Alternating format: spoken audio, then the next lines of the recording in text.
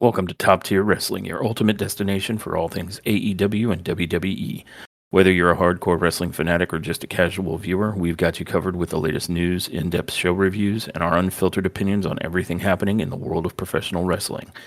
Join us as we dive into the high-octane action, dramatic storylines, and backstage buzz of AEW and WWE. Get ready to step into the ring with us and stay on top of the wrestling world. This is Top Tier Wrestling.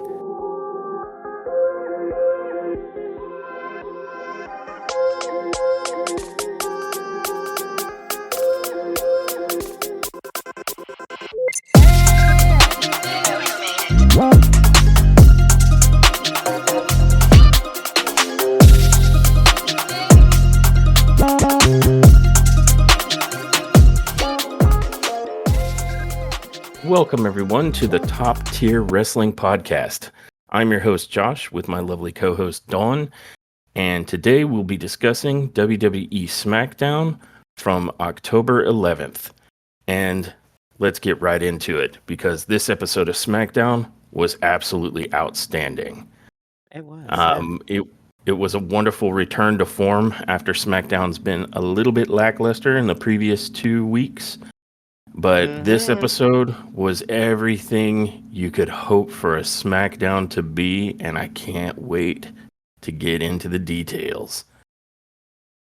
Just real quick, I've clearly I liked it. What did you think? Me, I thought it was awesome. And I agree with you. It gave us a lot of what we were missing in the past couple of episodes. The critique that we've had, all the critiques that we've had for SmackDown for the past couple of weeks or so, it's like they listened to us, right? And pretty much answered all of them. So yeah, I'm very excited to get into it. Yeah, I'd like to believe that they listened to us, but more likely the case is that we hit on criticisms that they also saw. Yeah. But either way, it resulted in a fantastic episode this week. Starting immediately with what everybody was there for, right? With what everybody came to see. They knew. Yeah. Right out the gate, we had Jimmy Uso make his way to the ring.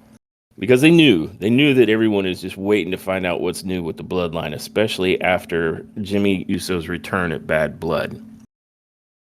So Jimmy Uso makes his way to the ring, and he tells everybody that he's been waiting a while to say this and says, "Welcome to Friday Night Smackdown."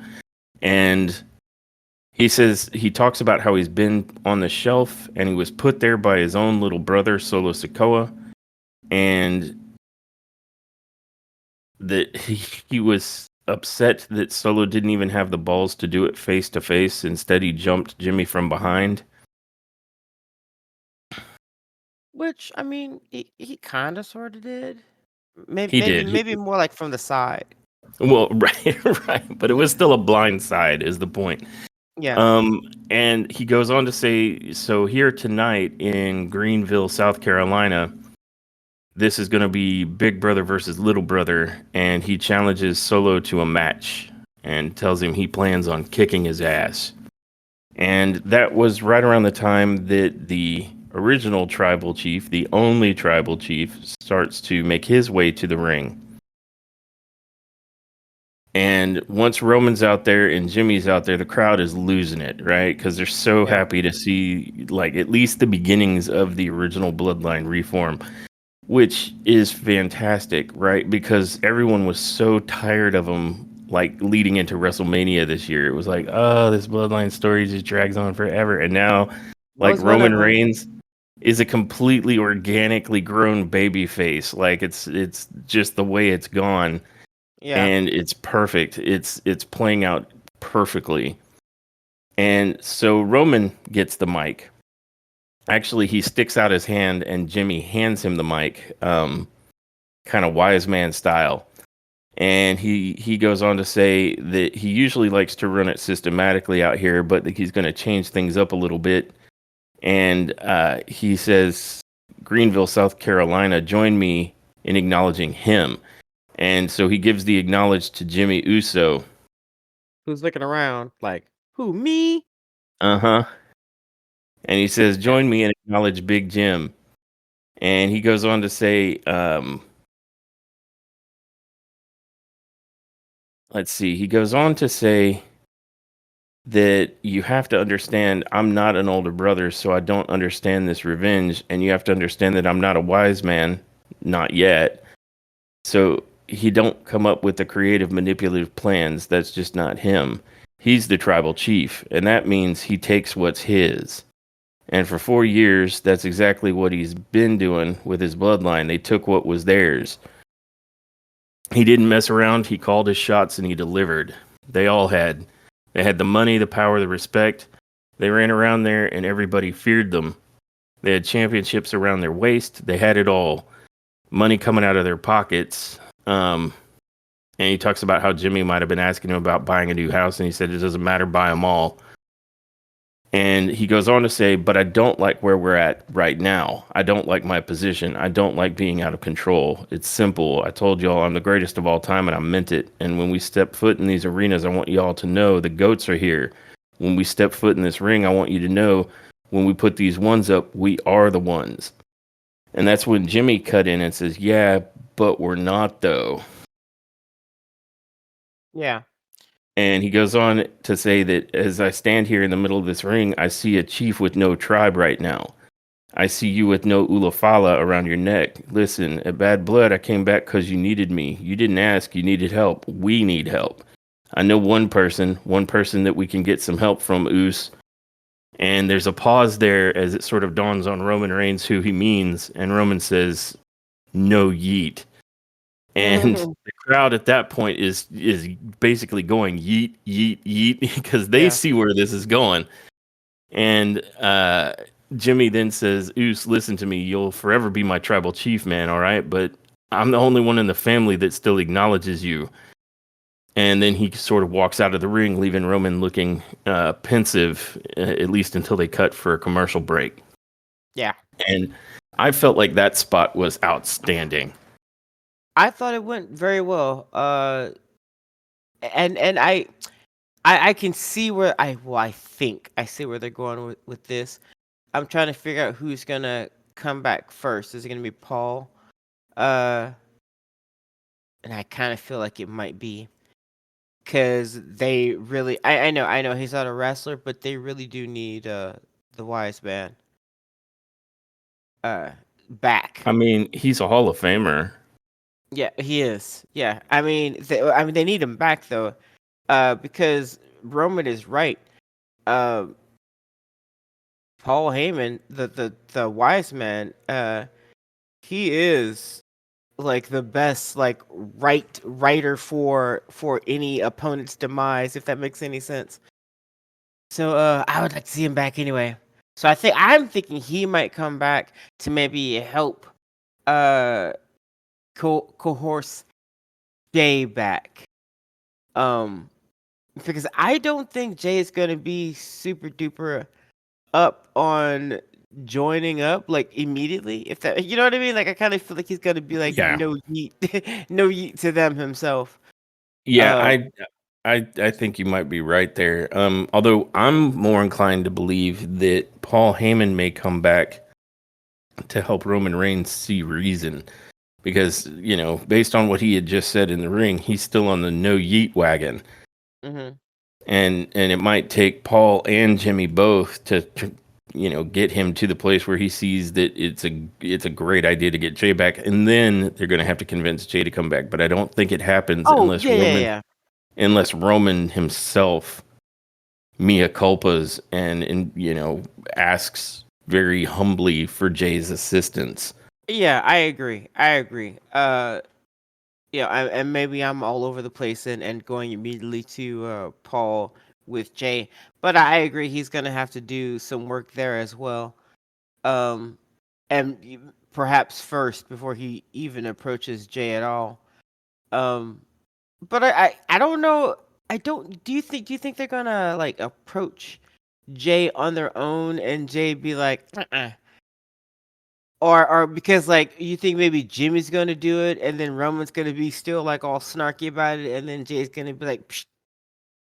Yeah, I think I think I could see that. I think I could see Jimmy attempting to reach out on his own, but it won't. I think what'll have to happen first is maybe Jimmy and the Wise Men work on Roman, because there's no point in asking Jay back if Roman won't have him back, right? Which is kind Yeah. of his stance now. Yeah. So they're gonna I'm just get. trying to think of how they could prolong all of this because WWE. They're trying to see how many Max Fridays can they get out of like a 2-line sentence, or a 2-line paragraph. Jesus. Yeah, I think for it to not feel incredibly like flip floppity, like Jay can't agree too quick and Roman can't agree too quick. No. I mean, we can make the argument that WWE is just dragging it out to drag it out, but giving them the benefit of the doubt and operating in good faith, just for the sake of the characters involved, they can't make it that easy. Yeah. Like Roman has to be stubborn. He has to look like he's a man who doesn't like needing help and hates asking for it. So it's a big deal when he gets to that point, right? Like for his character. And Yeah. similarly, Jey Uso and Roman had a pretty big falling out, so it would be really weird. I know Jay's a fun-loving character, right? He's a very upbeat character, but I would be really hard pressed to see him after being so. It's just me, Us, all by myself, to like Yeah. the nanosecond anybody's like, "Hey, you want to join the Bloodline again?" He's like, "Oh yeah, hell yeah!" That would be really really weird. Yeah. I think they could actually get some decent story arc out of it with these characters by making it at least a little difficult for both Roman to get there and then Roman to do what is necessary to get Jay to get there. Yeah. Um, Now I don't disagree. There's probably a question of like, can you drag it out too long? Perhaps, but I also think it would be worse if it was just easy. Like it would Yeah. make everything that happened between Roman and Jay seem trivial for the sake of making the No. story move quicker. Yeah. Yeah. I wasn't saying that. I was just asking. I was just trying to use the WWE writers' logic on how they would write this storyline because they're going to like this. They could make a month long. Like that's 4 episodes. Like so, how would they do it? And that's all I was trying to think of. I Um. would predict that they're going to have to spend some time working on Roman. Maybe not a ton of time, but at least a little time. Like we're going to get the wise man back. I Mhm. see that happening. And then we're going to have the wise man and Jimmy both kind of agree that they need help. And Roman's going to be a little stubborn and they're going to have to work on him. And Yeah. maybe the other bloodline work on him a couple more times before he's like, you know what? I think you're right. Maybe we do Yeah. need help. Um, and then once he gets there, I see a whole process like you mentioned Jimmy going to talk to him. I predict they'll start there, right? Like cuz that's an Mhm. easy like they're brothers, right? And Jimmy and Yeah. Jay are they're currently estranged and I'm sure both of them would like for that not to be the case. Yeah. So Jimmy and Jay are going to have to patch up their stuff first. And then once they do, Jimmy will, present the idea of him coming back to the bloodline. He's going to be like, oh man, there's too much bad blood between me and Roman. And so there's going to be some resistance there until maybe Roman shows up himself to make the appeal mano a mano Mhm. with Jey Uso and Mia Culpa's a fair bit, and then we can get to that point and the crowd I'm sure will explode when that happens, but it has to feel like it was legitimately earned, not like, hey, it's really inconvenient if you say no, so say yes, you know. Yeah. Yeah. Yeah. Yeah. I can see that. In any case, I am excited for what's to come here. I feel like the storyline is back on track, and we can get Yep, more into the bloodline and the predicament there later. indeed. But First match of the night. Oh, sorry. Go that ahead. that absolutely does bring us to the first match of the night. Hmm. We return with a pretty hot United States Championship right out the gate. It's going to be LA Knight versus Carmelo Hayes as Carmelo seeks to I guess, redeem his token for a match that he got when AJ Styles more or less like injured himself out of their previous match. Yeah. So this is Carmelo cashing in on that. And I wasn't sure what to make of this initially, right? Because the sort of story lead in was that Carmelo kind of had an unearned, opportunity because he didn't really have to face AJ Styles because AJ was injured. Yeah. So that match didn't really, and even Nick Aldis, when Carmelo approached, was like, "So you think that counts?" And Carmelo's Yeah. like, "Yeah." So it's even been played up like it's not really, you didn't really earn it. So I wasn't sure what to expect coming into this, and I was pleasantly surprised by LA Knight and Carmelo Hayes giving us a banger. It was a Yeah. great match. Yeah. Carmelo looked really good in the match. He gave me a lot of what I've been complaining about previously in other podcasts. Um, and Knight. Now I think LA Knight is an amazing wrestler. I think he can do some really sweet ass moves, but I'm gonna say that I think Friday was the best that he has looked in a minute in the ring. Like they gave us a clinic, and Knight looked like he had been doing this his entire life. Like it was oxygen. He looked Yeah, good, and they I looked can really good together. They worked very well together. I couldn't agree with you more. And there have been times where we've said of Carmelo Hayes, right? Like if his whole shtick is that he's this young upstart who's just that damn good, then in the ring he has to come across as that damn good. Like he can't Hmm. be flubbing moves or botching shit, which is kind of what killed the rivalry early on between him and Austin Theory. There was like a really bad botch on, I think, like a slingshot Spanish fly that Yeah, landed like a catastrophe. And there's just been a couple of botches here and there in some of Hayes's work that I think, you know, didn't help him out, at least not with conveying this idea that he's like super good in the ring, which is why he yeah, deserves to be here. Um, like that's kind of his selling point, right? He's all like, I'm him, I'm that guy, I'm just that good. And that's sort of the pitch. So you yeah, actually have to be that in the ring. yeah, And similarly, like you mentioned, like we've seen a couple of like rough spots in some of LA Knight's work in the past. And hmm, this match had absolutely zero of that. Like those two men looked extremely fluid. Nobody had even a brief, like I don't recall even a moment of like a communication failure or mistiming or a miscue, nothing. yeah. Like they Not looked a, outstanding. yeah, they did indeed.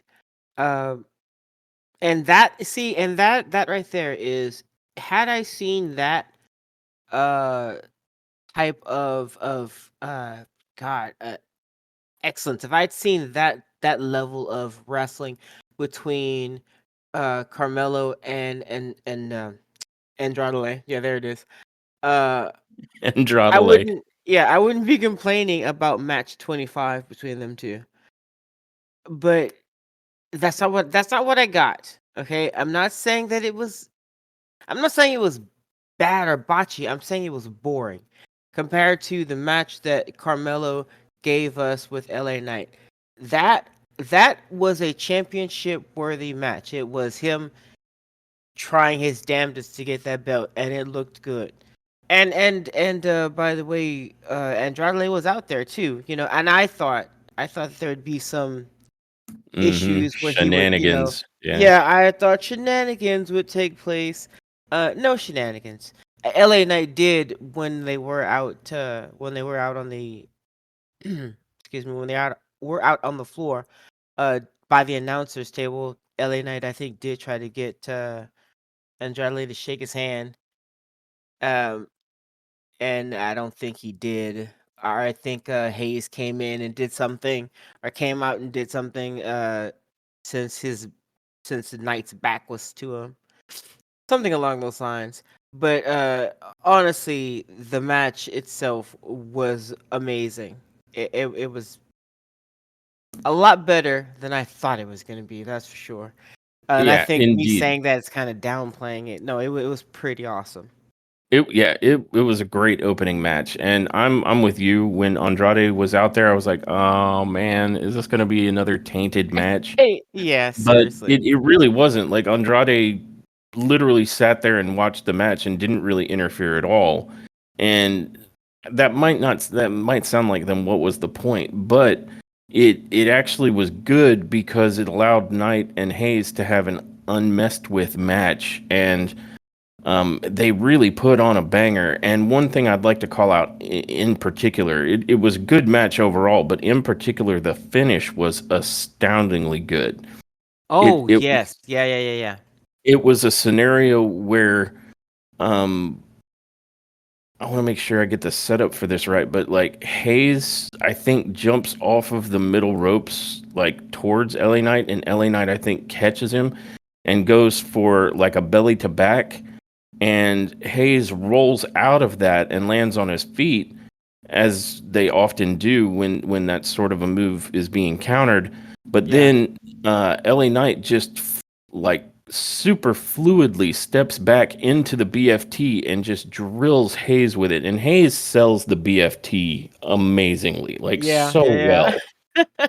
And so it was such a fluid, like counter into finisher situation that it was gorgeous. It was a fantastic finish to a banger of a match between these two men, and I couldn't have been more pleased. And then at the end of the match, after Knight has won and he's celebrating, Carmelo is outside by the announcer desk because he kind of rolled out, and Andrade is just getting in his face, and I'm like, oh, fantastic, So yeah. it was a solid opener for what ends up being probably the best SmackDown I've seen held this year. Yeah. Um, so kudos to LA Knight and Carmelo Hayes. That was a fantastic show opener, and you guys looked so good together that I'm immediately like this match does what you want this kind of a match to do, like any match to do, which Mhm. is to make me excited to see these two competitors in the ring again. And I Yeah, absolutely am. They worked so well together. Um, so just mad props to that. It was a fantastic match. I agree. And If I following if that, I go yeah, ahead. if I may, I the after that, I just wanted to because I think it was Jimmy and Cody backstage, right? That's next. Yes. Hmm. Yeah, and I if I may, I wanted to try to sum that up because I thought when I saw it, I had a thought that came to mind, and I kind of jotted it or made mental note of it, and I want to speak that right now, if I may. Okay. Go ahead. So Jimmy runs into Cody backstage, and he Cody thanks Jim for having his back at Bad Blood.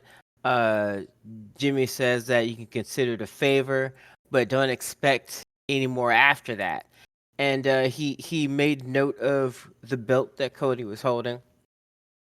While Jimmy mentioned that he had family business to handle, and as he gestured to Cody and the belt, he said that it looked like he had business of his own to handle. And I thought that summed up everything about Cody with the bloodline right now. I honestly feel like it's time for that to be separate, and Cody has his own story that does not involve them. Maybe he comes back to it at a later date, but right now, I honestly think the best thing for our champion is to not be a part of the bloodline storyline anymore. He needs to be over here somewhere and deal with whatever it is that he needs to deal with. And I think that little interaction between him and Jimmy was a perfect way to sum it all up. Um, and that's all I want to say about that. I just thought when I saw that, I thought, man, that's great, and I hope that that's what happens. I hope that we go from there with Cody doing some business or doing some stuff that he needs to do on his own, and Jimmy and every Bloodline member, the whole family is kind of off now doing their thing, and I like that. I don't disagree with you at all. I fully agree, and I would just like to add to that, if I may. Hmm. Two things. One. and this was the quicker of the two. Jimmy also congratulated him on holding it down as he tapped the belt and walked away. That's noteworthy because it shows that Jimmy's not got any kind of bad blood with Cody, not specifically. And two, and this kind of ties into what happened, I want to say, previously with on during Bad Blood when Jimmy and Roman ended up going in there and helping Cody. It shows that there's sort of like an honorable bloodline, like Jimmy and Roman are trying to do the right thing now, kind of a situation. And so there was a bit of that. And the second thing I'd like to hit on is more to the specific point you were making. I've seen a lot of videos on YouTube that are, to summarize, it's something like, is Cody Rhodes a problem or the problem with Cody Rhodes and things like that. Mm-hmm. And one of the things that alludes to is that it feels like since he won at WrestleMania, like Cody's momentum has kind of, gone into the ground. Like he hasn't really had any more interesting rivalries. And, as was pointed out, his big feud with AJ Styles was almost like a 1-for-1 rehash of a previous arc done by Mark Henry and John Cena. And so there's this thing where it feels like Cody Rhodes is just kind of floating in limbo until he becomes significant again in the Bloodline storyline. Yeah. And that he's more or less third wheeling, his own championship run because he's not the most interesting character involved with it. And I can't fully disagree with that. I don't think this falls on Cody's shoulders. I think this is a booking and writing issue because kind of like Cody defeated the Bloodline, but then kind of didn't. Like he really just defeated Roman Reigns, and that's no small accomplishment. And I feel like I may have mentioned something similar to this in a previous podcast, but he's still been completely stuck in dealing with the Bloodline.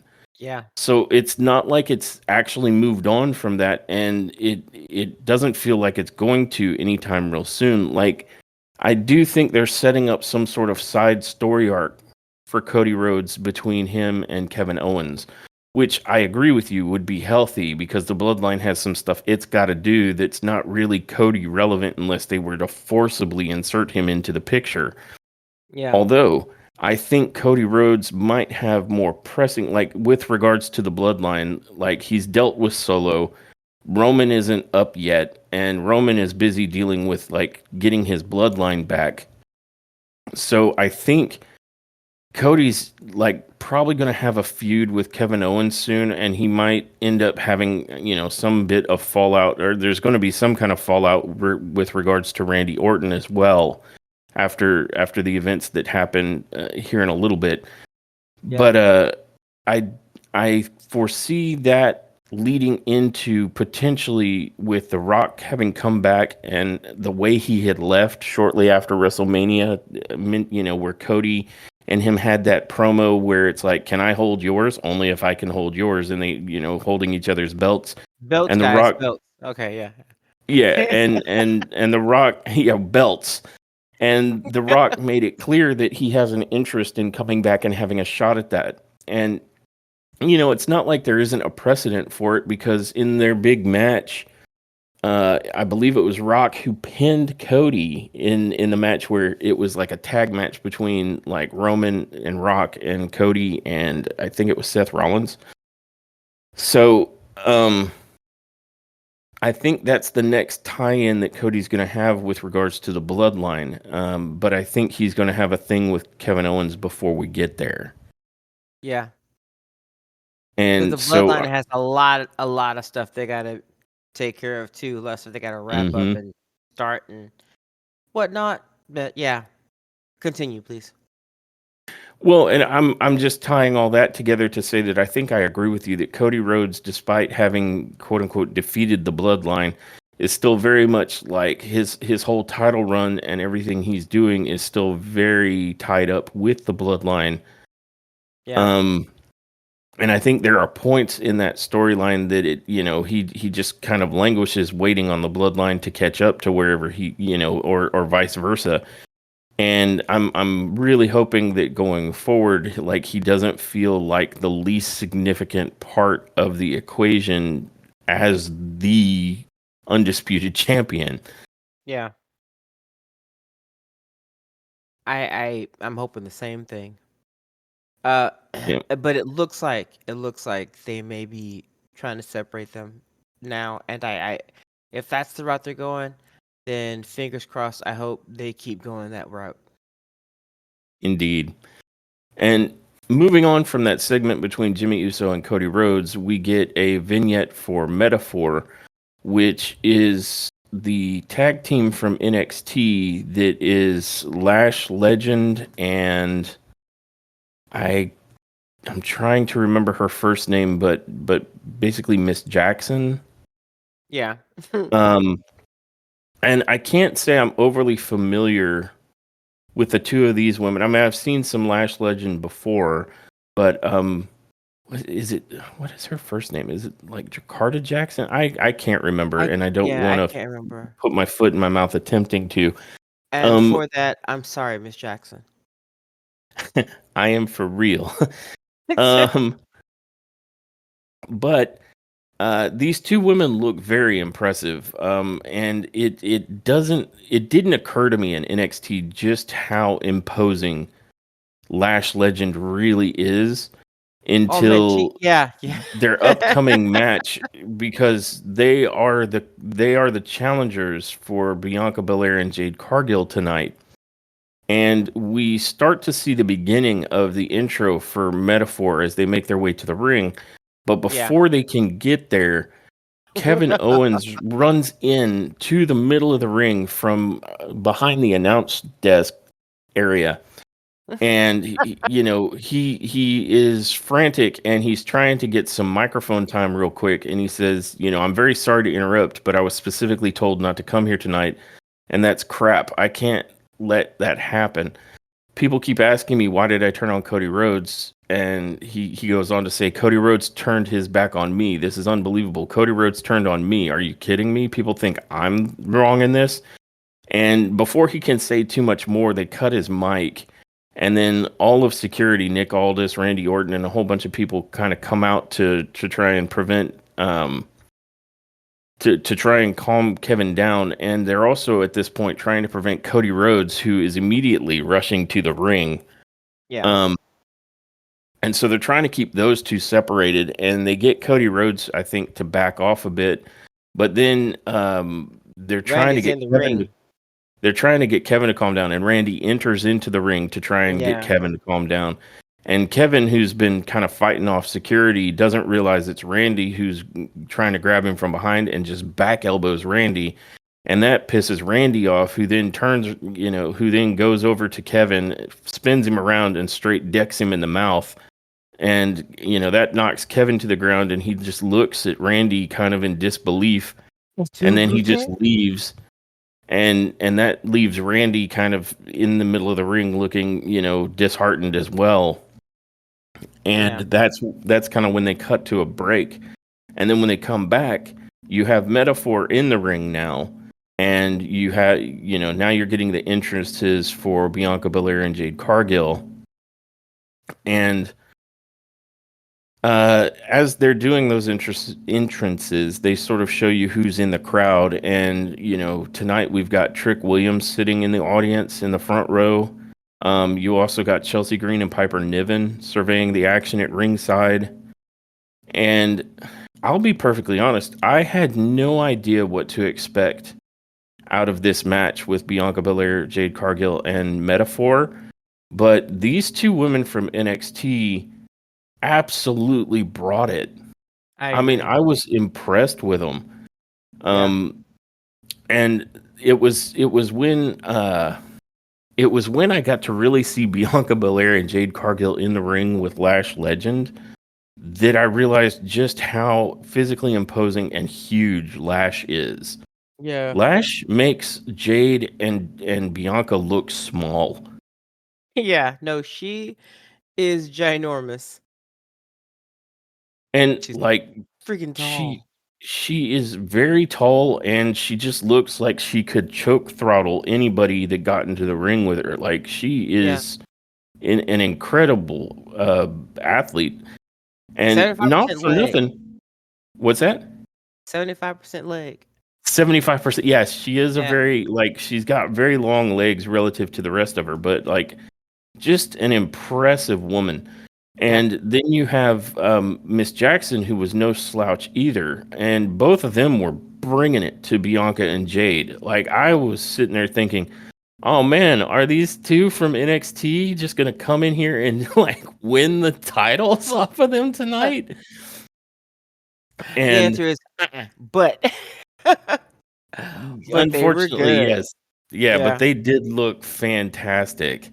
Um, and it ultimately ends up being I think Lash Legend got distracted by some interference on the part of Chelsea Yeah. Green and Piper Niven.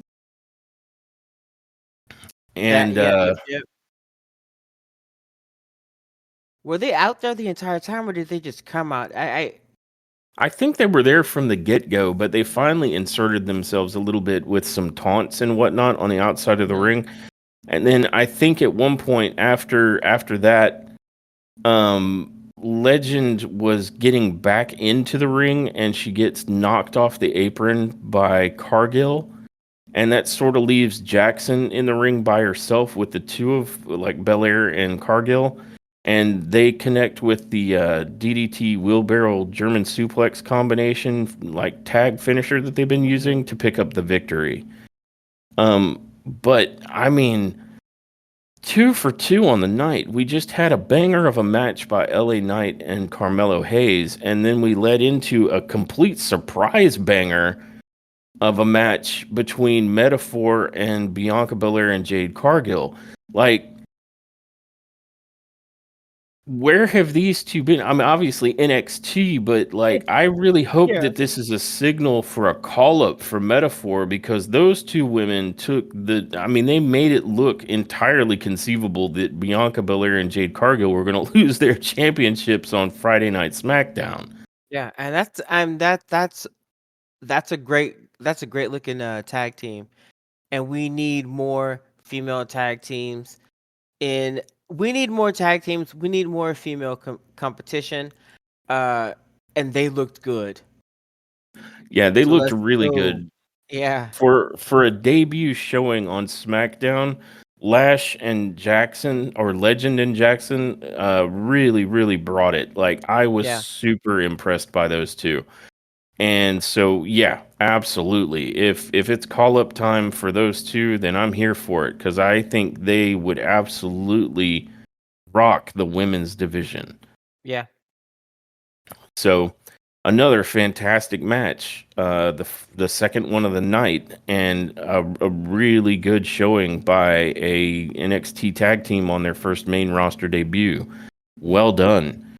Um, I very much look forward to seeing more of Legend and Jackson's work in the ring. If this was an example, it was such a good match. Yeah. So following that match, and coming out of the commercial break, we cut to Randy Orton talking to Cody Rhodes, telling him to calm down and get inside his tour bus and leave for the night. And Randy goes on to further say that he'll talk with Kevin. He says he's been in Cody's position before, but Cody needs to settle down. And Nick Aldis is there as well, and he reminds Cody that he has a huge match coming up with Gunter at WWE's Crown Jewel, which, not for nothing, I'm looking forward to that one. Gunter and Cody, that could be amazing. Um, Mhm. so Nick goes on to say that he needs Cody to win that match for SmackDown, and Randy assures Cody that he'll take care of things with Kevin Owens, he'll fix it, and Cody then goes ahead and finally hops on his tour bus, theoretically to leave for the night. And Nick Aldis kind of says, "Look at you, Randy. Props for being the voice of reason. Who would have thunk?" And they sort of leave it with Randy kind of looking like, "Yeah, who'd have thought?" Yeah. Um, I thought the same thing.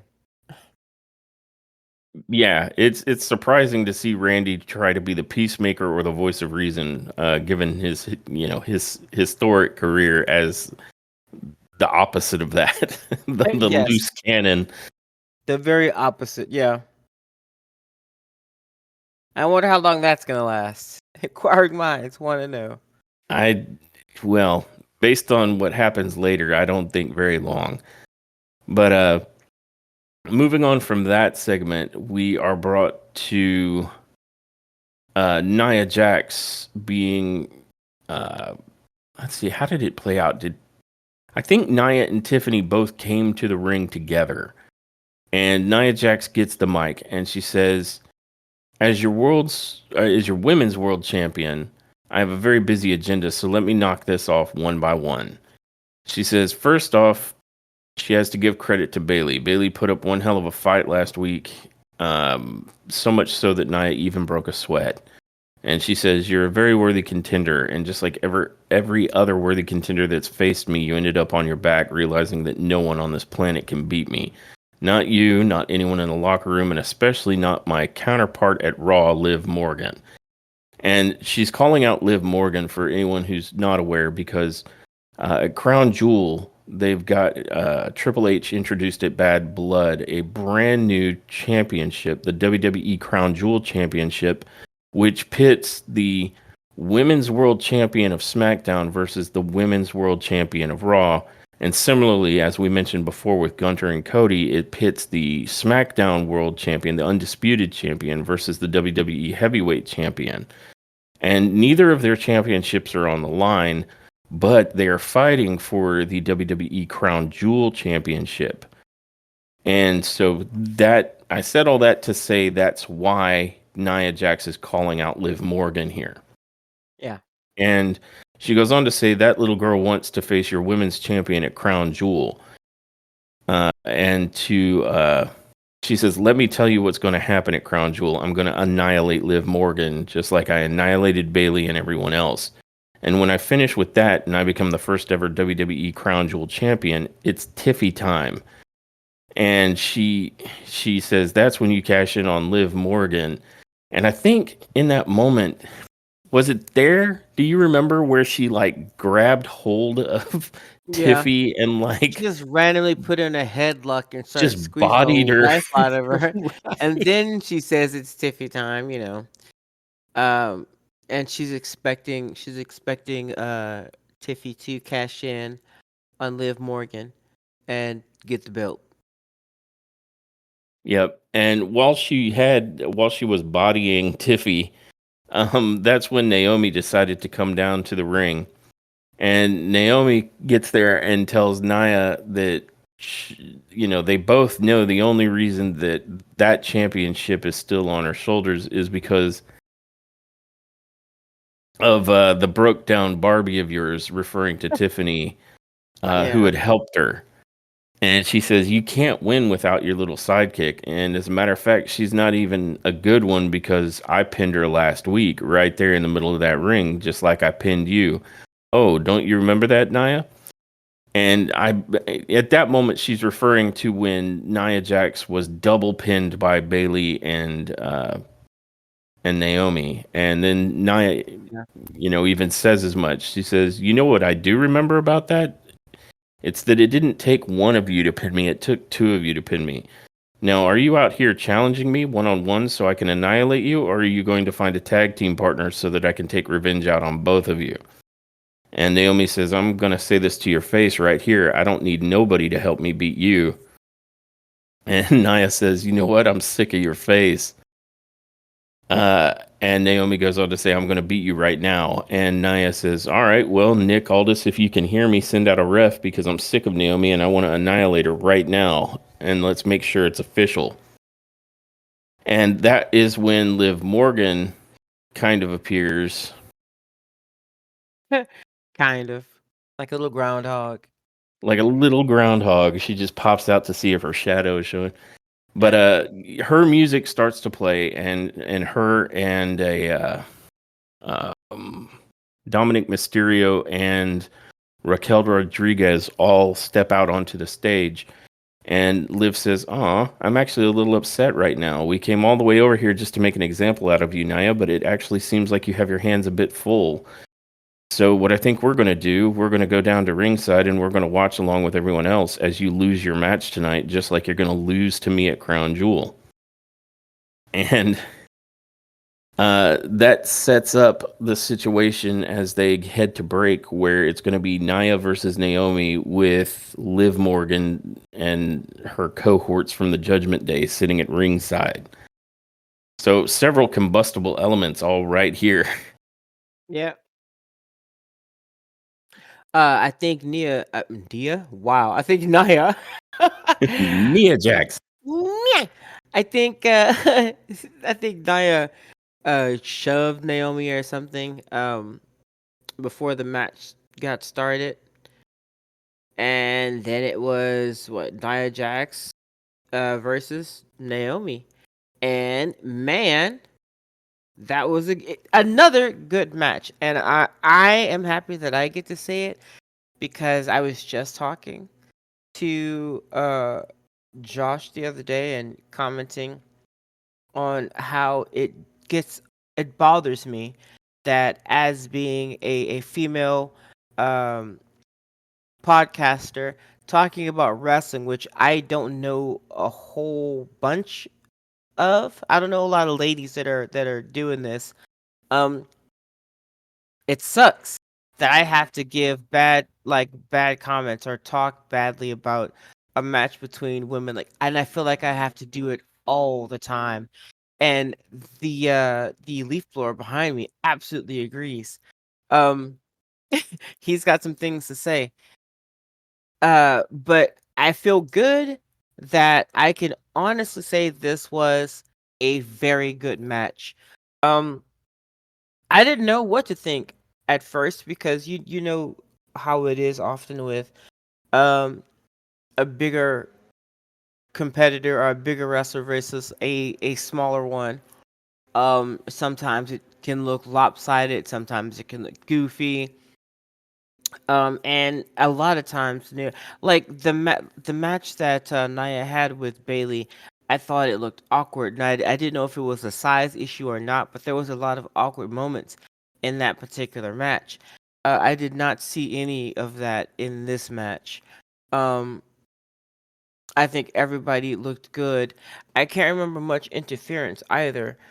I could be wrong there, but I don't remember much. I think I think that at one point uh I think Rodriguez came in and may have interfered or gotten the attention of the ref near the end of the match. Um which gave, I think, Liv the ability to attack Naya with the Tiffany's Money in the Bank briefcase. Yeah, I think there was a portion where Stratton was trying to attack Naomi with her briefcase, and Rodriguez prevented that. But I think that was the extent of her direct interference. She just stopped Yeah, Stratton from interfering more with Naomi. yeah. And in Grand Faction, I mean, Naomi freaking power bombs Nia Jax for the victory, which I thought was freaking awesome. So we had an amazing match between these two ladies. Naomi looked good, Nia looked good, but then the icing on the cake was that after the match, everyone's favorite ripper of female wrestlers, Rhea Ripley, comes out and she gets into a huge fight with Rodriguez, and then I think she Yeah, gets into the ring, and just drops Jax with the big boot. Just yeah. like Nia was there and then suddenly hmm Nia was not there. Now the thing is, so Liv got into the ring and we thought that Nia get was about to get Liv. And I was okay with that. I think Josh was okay with hmm that. We were We here were like, for it. let's see Nia annihilate Liv Morgan. But you know who wasn't here for it? Rhea. Rhea No, slid into yeah, the ring very quick and said no. She said no with her foot. And suddenly Nia did not exist anymore. She basically got booted out of this realm for a minute. Um and I think didn't Ripley then go after Liv after that? Rhea went after everybody. Yeah, No one she was went. safe. And then Just Dominic showed up, and then she went after Dominic. I think he hmm ran off though. yeah, And no, that gave. Go ahead. no, I was just gonna say, yeah, Ripley came and took out everybody. Like she ran them all out, and by Yeah, the end, she was the only woman standing in the middle of that ring. And she sent a powerful message to everybody.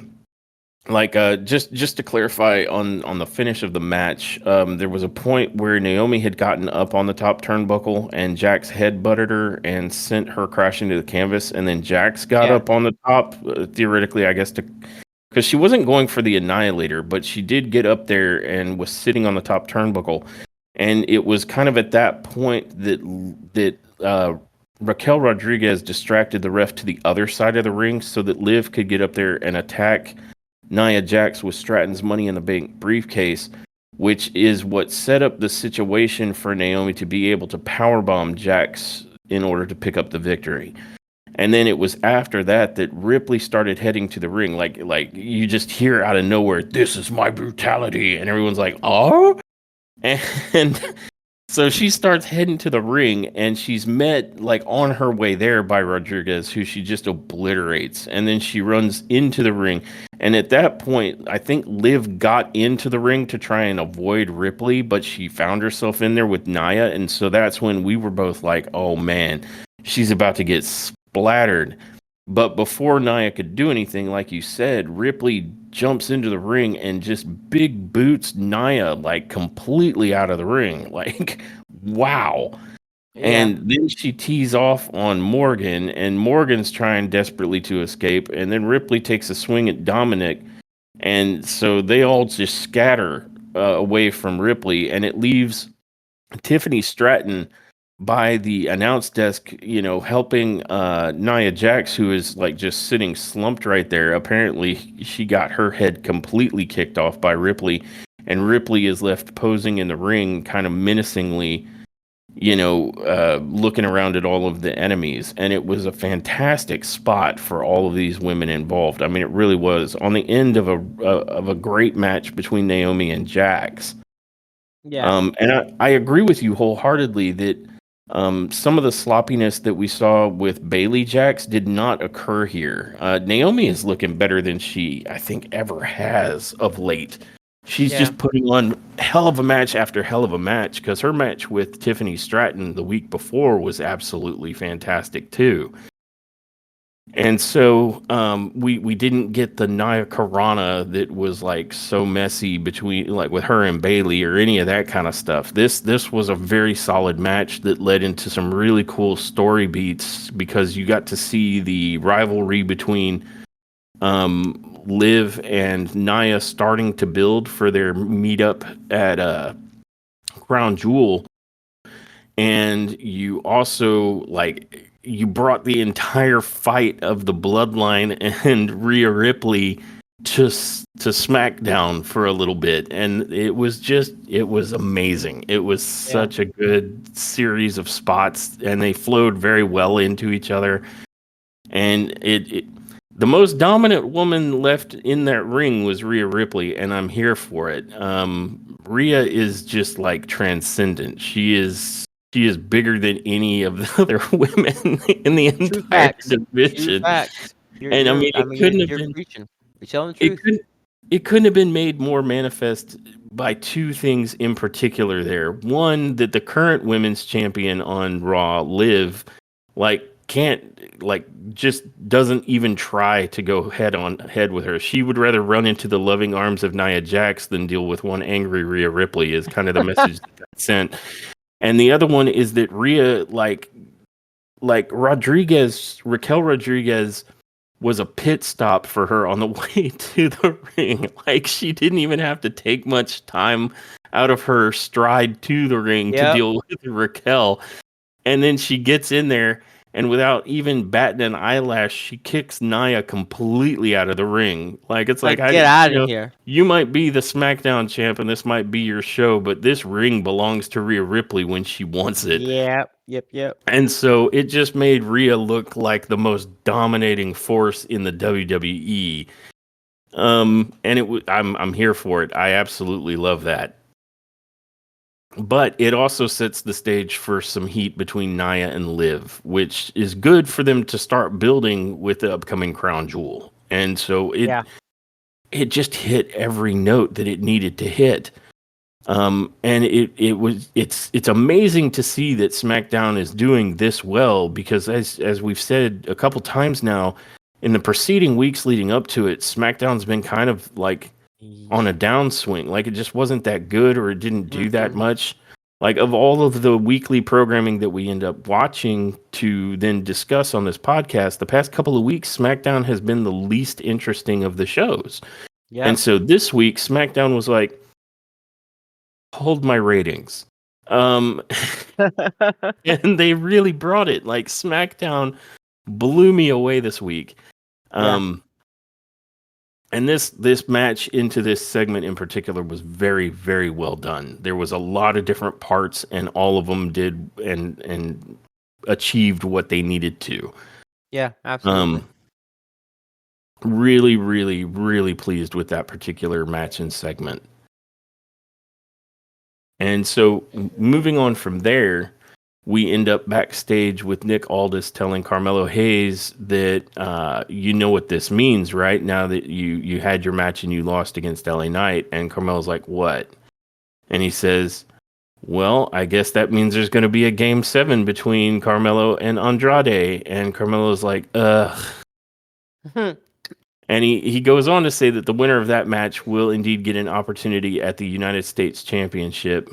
And that's when Carmelo kind of walks off, and then Legado del Fantasma shows up, and Santos Escobar says to Nick Aldis he wants to know why Carmelo and Andrade continue to get title shot after title shot, and Nick goes on to remind Santos that he lost to LA Knight, and he was just waiting for him to bounce back. And I'm thinking, well, Carmelo and Andrade have both each lost to LA Knight now, like cleanly in the middle Okay. of the ring.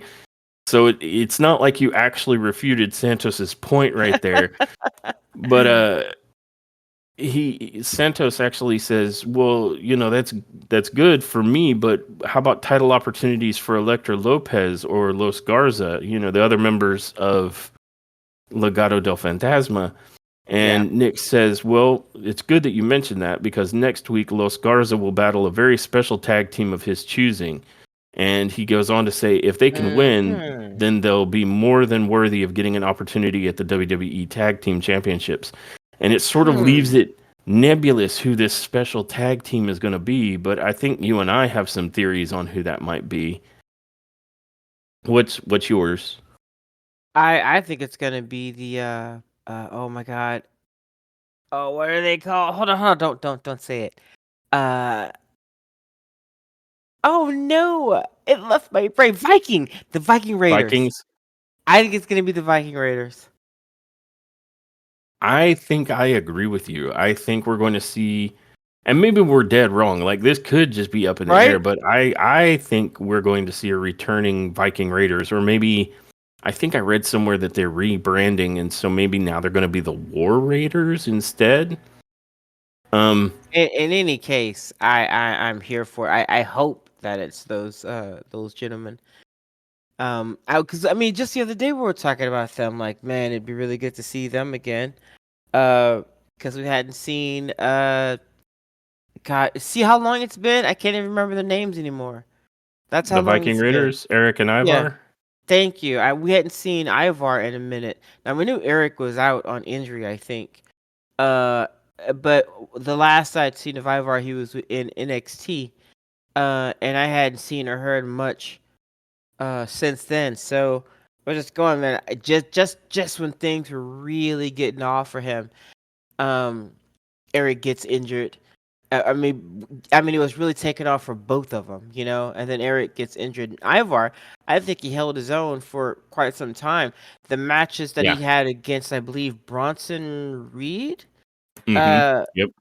they were the beginning stages of legendary monsterhood, and I'd love to see him back in the ring in WWE at it because it was just starting to get good, man. So love to see those two back.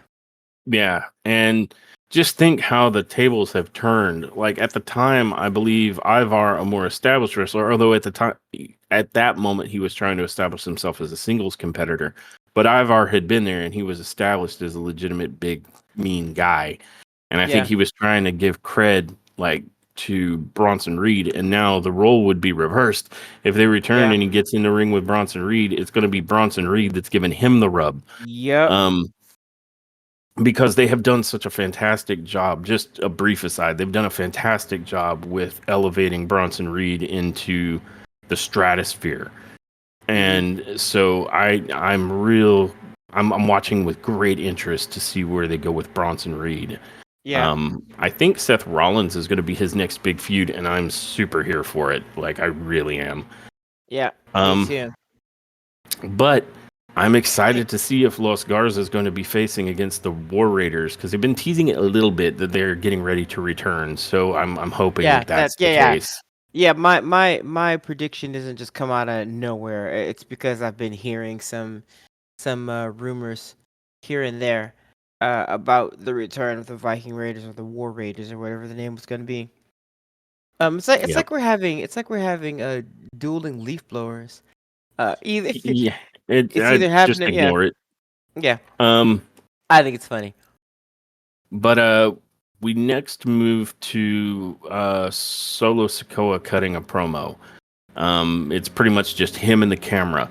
And he's saying, my big brother Jimmy is looking for revenge tonight, but he's not going to get it. You see, he Yeah, may be big brother, but tonight I'm his tribal chief and he will acknowledge me. And so it was short, sweet, to the point.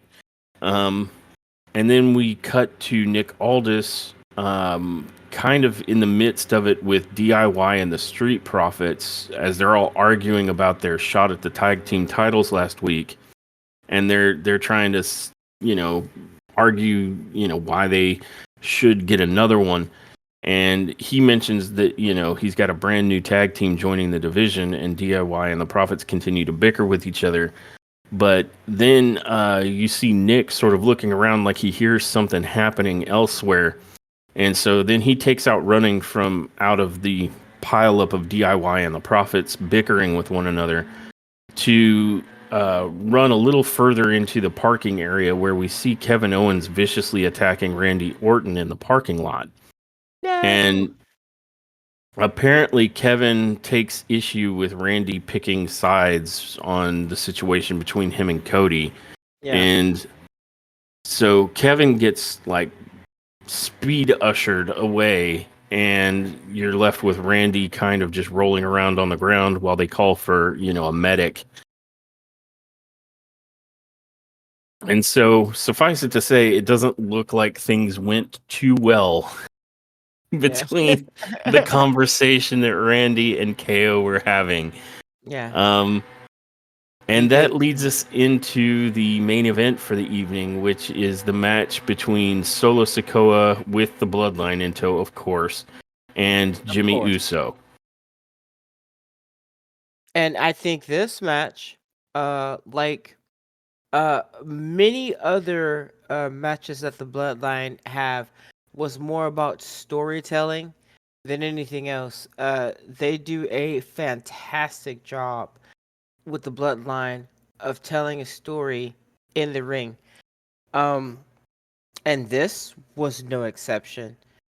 This whole match was to point out that while Jimmy is good, while Roman is good, they are vastly outnumbered and they need help.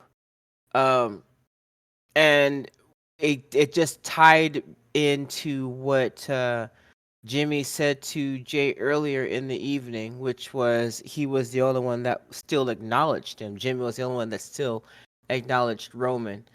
And I mean, this did a great job of telling that story. And Jimmy, and often whenever a wrestler comes back, we are kind of down on them coming back and then losing their match, their return match.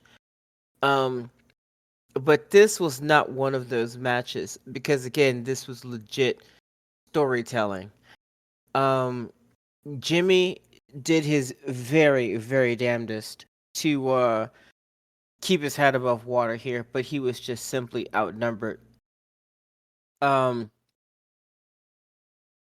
it was a beatdown, but it wasn't one of those. Well, basically, what I'm trying to say is, it was basically Jimmy swimming upstream, right? And we kind of knew that going into this match, but the storytelling was such that even with the ending being somewhat of a downer, like Jimmy doesn't win the match. And I think at one point, even Roman comes out to assist, and I can't remember if it was before or after the match was done. But even when Roman comes out, again, they did like Roman's not weak, and they did a fantastic job of making Roman not look like a wuss, or a Jimmy look like a wuss. Just simply showing that these two men were greatly outnumbered in this particular case. Um, and I'm also happy that nobody else came out to help. Outside of the bloodline, I'm happy that it how it ended was how it was ending. And also, Solo Sikoa looked more like a Samoa Joe for me. He looked really good. Again, this is the second time as of late that I've seen him get in the ring and look dominant. He looked the way that we wanted him to look when he first became the head of the table. I think he really delivered uh, on SmackDown. Yeah, I Uh, fully agree. and again, what can I say about Fatu? Like come on, like he Jacob is a beast. He is a werewolf, whatever they want to call him. Like he's Yep. everything they say he is. That would be Fatu. And he does not disappoint in his portion or his job. Just all around, great storytelling, great match, and I even think at the end, they end with Jimmy uh talking to Roman in the ring again while they're down, basically saying like we need help, like we need help, Uth. And it was just good. Your take. Um, I found it was good storytelling right from the start. Yeah. You have Jimmy comes to the ring, I believe, first, and then Solo enters the ring, or maybe I've got that Mhm. the other way around. But they end up in the ring together, and Sikoa gets the mic to start, and he tells Jimmy, "I'm your tribal chief. Acknowledge me." And Jimmy Mhm. does just that by acknowledging him with a hell stab uppercut. Um, Yeah. and it was just a good way to get the match off the ground. Jimmy looked good. A returning Jimmy Uso looks like he hasn't missed a day. Yeah. They talk a lot about ring rust on certain wrestlers, and sometimes it Yeah. does definitely manifest, like it did with Sonya Deville. Um, but Jimmy looks like he hasn't missed a step in his Yeah. time away at all. 6 Like he months. It looks was good. 6 months. I couldn't even believe that he had Yeah, been gone for 6 months. Yeah. yeah, it sure didn't show in his ring work. Mm-mm. And Jimmy and Solo really put on a fantastic match. Both of them looked very, very good. Yeah. And that you mentioned it, and I would just like to expand upon it. That Solo Sikoa looking good and dominant in that ring is very necessary. Yeah. If our buy-in is that he is the new tribal chief, then he needs to look stronger than his lackeys, and he just needs to generally look strong, especially if he's going to be, the opposition for like Roman Reigns and Yeah. the Usos and stuff like that. He really needs to look impressive.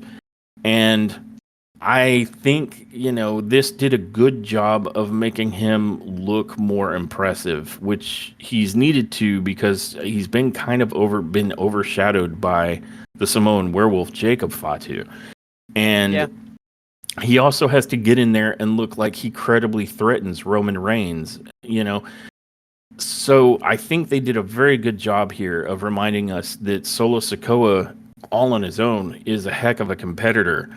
Even Yeah. though there still was some interference by, outsiders of the bloodline, there were instances where Jacob, would get a cheap shot here and there when the ref's back was turned. Yeah. Um, and I agree with it was fantastic the way it ends up, kind of ending, and it sets the stage. Just to clarify, the way it ends up ending is that Jimmy is getting, kind of fed up with the interference of the bloodline, so he knocks some of them off of the apron. He avoids a Samoan spike, and then he hits a massive Samoan drop on Solo Sikoa, which was impressive, because Jimmy lifting Solo Sikoa is impressive. Yeah. Um, and uh, I think after that, Solo turns it around and ends up connecting with the Samoan spike and picks up the victory. And then in the post match, obviously the entire bloodline gangs up on Jimmy Uso, and Yeah. that leads to Roman Reigns charging into the ring. And Reigns, he's in there, he's hitting everybody. Like there was a Superman punch for everybody.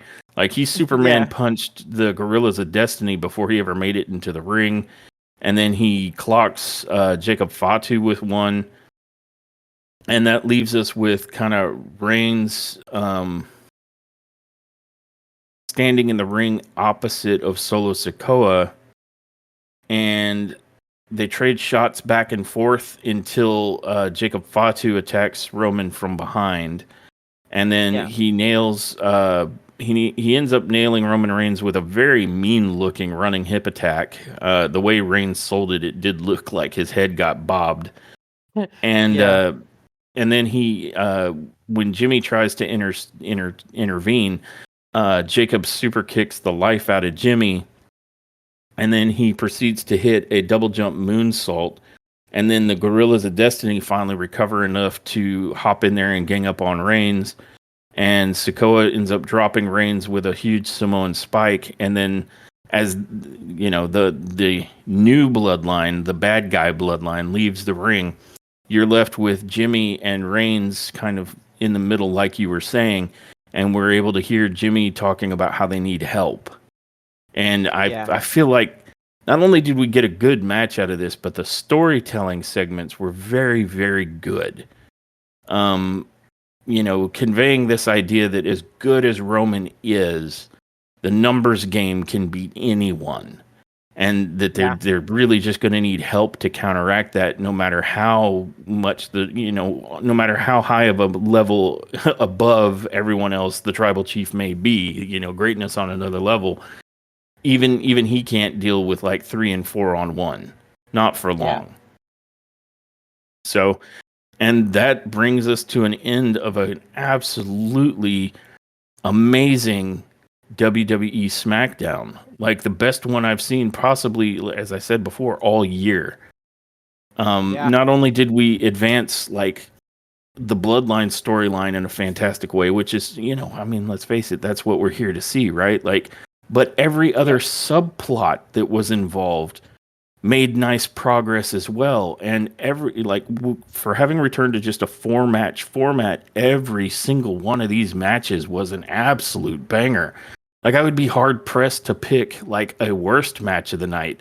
And I'd be even more so hard pressed to pick the best match of the night. Like these were all really solid, good matches. Yeah. Um, I mean, as far as Honestly, every last one, like every last one of them was good. Yeah. Not only was the wrestling, like the in-ring work was fantastic from everybody who Yep. participated. Like LA Knight and Carmelo, they were so good together. I tend to think that they're training partners. Like they were so on the same page, and the finish to the first match of the night was amazing. The counter into the BFT was a thing of beauty. And then, our next match of the night, which was the Metaphor versus Jade and Bianca, was outstanding. I mean, everybody Yeah. looked amazing in that match too, and it was fantastic because it's like we don't really look at NXT. We peripherally find out what's happening with NXT by way of our coverage of the main roster shows. Yeah. And these two women from NXT, though I had seen Lash Legend before, I was not familiar with Miss Jackson. And both of those women looked amazing. And I was absolutely floored, not only with how well they performed on a main roster debut, like flawlessly, but just how impressive they looked against the current and most dominant women's tag team champions. Yeah. They were great, really really good. And Lash Legend, again, not to beat a dead horse here, is an incredibly imposing woman. Like the fact that she makes Bianca and Jade look small. I mean, she even makes Nia Jax look small. Like Lash is something else. She is impressive to see. Yeah. But I don't want that to take away from just how well Miss Jackson performed also. Like they as a tag team just really brought it. And that was such a pleasant surprise because I had no idea what to expect. I was like, "Oh, so is this just going to be like a squash match for the women's champions because we're just grabbing some NXT people?" No, it wasn't that at all. I mean, they did ultimately win, but it was anything but a squash. They gave us a banger. Yeah. And then that led into Naomi and Nia giving us a fantastic match. Far be it from me to ever say anything negative about Bailey because, like, she is probably one of the best workers in all of professional wrestling. But that said, Nia and Naomi actually had a cleaner, less botchy, no screw ups, very, very good match than Nia and Bailey did. Yeah. So I have to give props to Naomi's in-ring work of late. It's been stellar. And then on top of that, that whole segment in addition to giving us a fantastic match between Nia and Naomi, promoted so much of the Crown Jewel storyline, the developing storyline between, Nia and Tiffany Stratton, Naomi's piece in it, and furthering the storyline that exists between Liv and the Judgment Day versus Rhea Ripley. Like it did so much. Yeah. And then of course, the main event was an absolute banger. A really solid match for a returning Jimmy Uso who didn't appear to have not 1 ounce of ring rust on him. Mm-mm. And a really good showing for Solo Sikoa, who needs to be made to look more dominant in the face of the fact that, he has to stand in there against like Roman Reigns, one, and two, he has to also stand up next to Jacob Fatu, who has, a hit since he came. Jacob Fatu has been like a thunderbolt, and the worries that Jacob would outshine Solo are not invalid. In fact, I think they've been pretty valid. But this really did a good job of putting Sikoa back on top as the Yeah. main heel of the main heel faction. It did a good job there. But it also Agreed. did so without making Jimmy look like he was just jobbing. Like Jimmy looked stronger than he'd looked in a while as well. Yeah. So just aces all around. And so I think the last thing I would say of this SmackDown is that as far as my review rating, it was without a doubt top tier. Yeah. Without question. Is that your rating as well? Yeah. Without question. Yeah. Yeah. Yeah, for sure. I mean, I can't think of anything that I would have changed. I thought it was really solid. Yeah, it was near perfect. Like this was one of the best SmackDowns or WWE television shows ever. Like it was just that good. Yeah. Um, That said, I would like to thank everybody for joining us on this episode, and that has been our coverage of WWE Smackdown from October 11th. Woo. And I hope everyone joins us for our next episode, where we will be covering AEW's Wrestle Dream. And I think we'll have a lot to say about that. Wrestle Dreams. Wrestle Dreams. But until then, thanks again for joining us, and I'll go ahead and roll the outro. Bye, guys. Thanks for tuning in to this episode of Top Tier Wrestling. We hope you enjoyed our deep dive into the latest AEW and WWE news and shows. Don't forget to subscribe to our podcast so you never miss an episode. Follow us on social media for updates and to join the conversation. Until next time, everyone, remember, wrestling is always better when it's top tier.